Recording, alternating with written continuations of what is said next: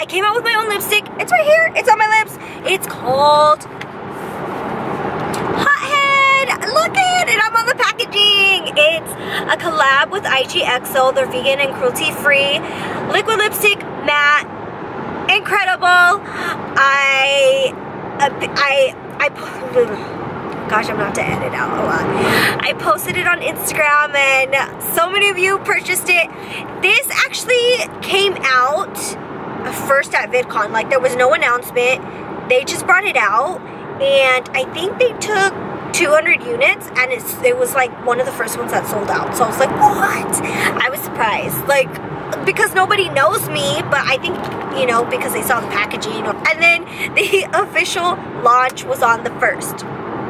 So now I'm telling you guys, and that's my photo on there, and it has like this nice vintage packaging. It's not a cheap packaging, which I absolutely love. The designers at IGXO, they're incredible.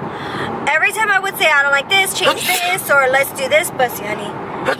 Bless you, honey. They listened right away, and they came back fast with a different design, and they came out with this. And then the name, I chose the name HOTHEAD because, you know, I'm a redhead, and then I'm a hothead at times, so I just thought it was so perfect.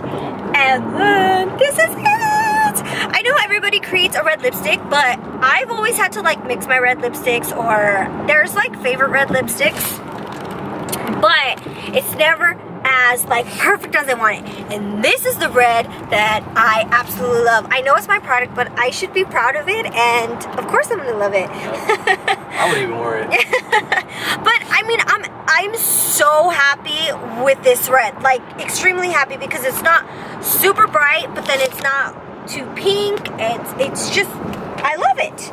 So on the actual bottle, it says HOTHEAD, and with a black cap.